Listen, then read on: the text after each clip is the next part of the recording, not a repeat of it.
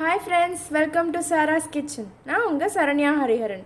இன்னைக்கு நம்ம சேனல்ல பார்க்க போற ரெசிபி இன்ஸ்டன்ட் சட்னி. நம்ம சேனலுக்கு புதியவர்களா இருந்தீங்கன்னா SARA'S kitchen சேனலை சப்ஸ்கிரைப் பண்ணிக்கோங்க. பக்கத்துல இருக்க பெல் பட்டனை பிரஸ் பண்ணீங்கன்னா மட்டுமே வீடியோஸை மிஸ் பண்ணாம பார்க்கலாம்.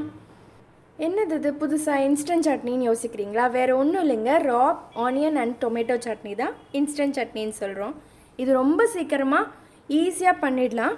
வாங்க இன்க்ரீடியன்ட்ஸ் என்னென்னு தேவைன்னு பார்க்கலாம். இதுக்கு நம்ம ஒரு பெரிய சைஸ் வெங்காயம், 2 மீடியம் சைஸ் தக்காளி எடுத்துக்கலாம். இல்லை அப்படின்னா ஒரு பெரிய தக்காளி எடுத்துக்கோங்க. ஒரு வரமிளகா, ஒரு பல்லு பூண்டு, தேவையான அளவுக்கு உப்பு. இவ்வளோதாங்க. நம்ம இதை வச்சு சிம்பிளாக சீக்கிரமாக ஒரு சட்னி இன்ஸ்டண்ட்டாக செய்யலாம். வாங்க எப்படி செய்யலான்னு பார்க்கலாம்.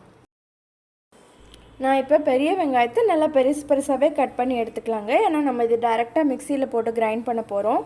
ஸோ அதனால் சின்ன சின்னதாலாம் கட் பண்ண வேண்டாம். இது கூட நம்ம இப்போ தக்காளியும் கட் பண்ணி ஆட் பண்ணிக்கலாம்.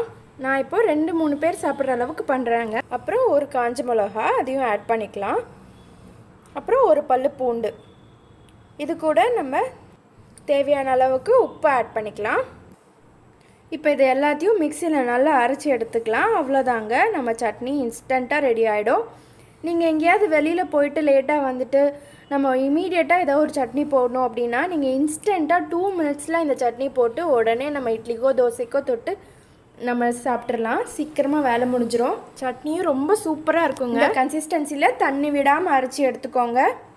இந்த சட்னியை நீங்கள் வேணும்னா கொஞ்சம் தாளிச்சிக்கலாம். பட் இது தாளிக்கணும்னு அவசியம் இல்லை, டைரெக்டாகவே சாப்பிடலாம். இட்லிக்கும் தோசைக்கும் சூப்பர் காம்பினேஷனுங்க. இன்ஸ்டண்ட்டாக சூப்பராக சட்னி பண்ணியாச்சு. அவ்வளோதாங்க, நம்ம instant raw onion tomato chutney is ready.